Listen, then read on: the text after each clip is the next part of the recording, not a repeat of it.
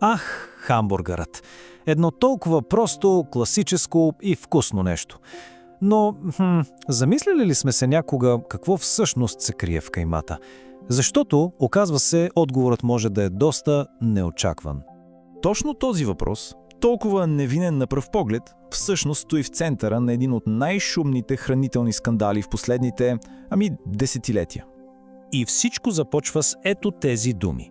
Вижте, терминът «розова слуз» не е измислен от някой активист или журналист, търсещ сензация.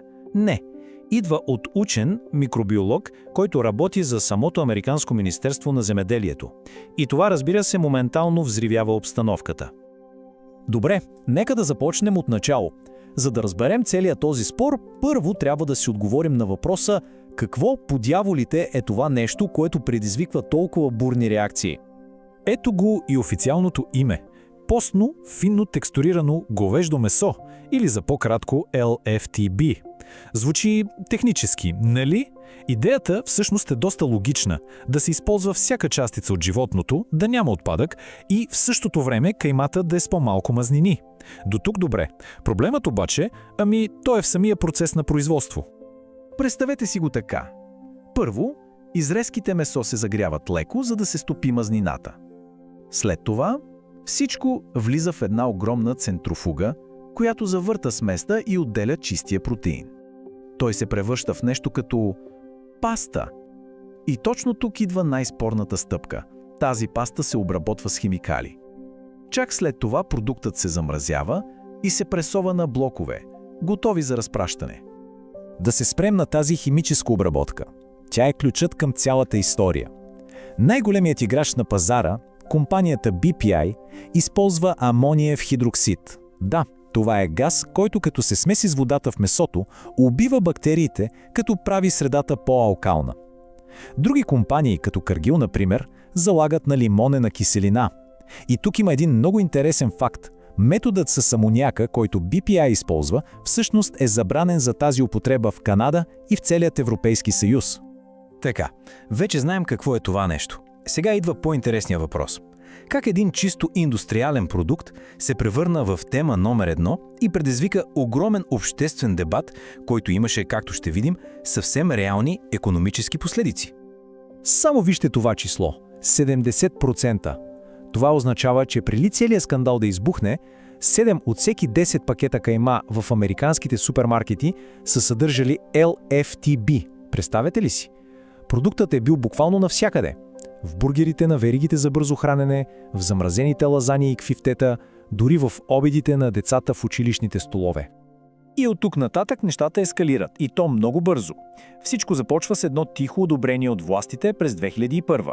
После се появяват разследвания в големи медии, след това готвачът Джейми Оливер го показва по телевизията и бум! През 2012 една новинарска емисия предизвиква масова паника. А резултата?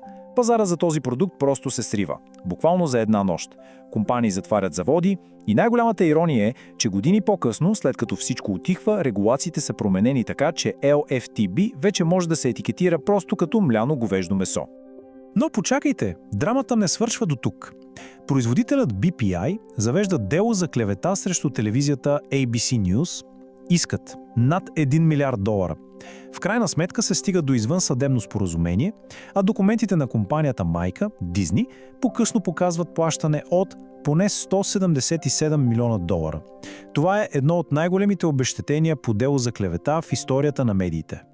Добре, цялата тази история с розовата слуз всъщност не е само за един единствен продукт. Не.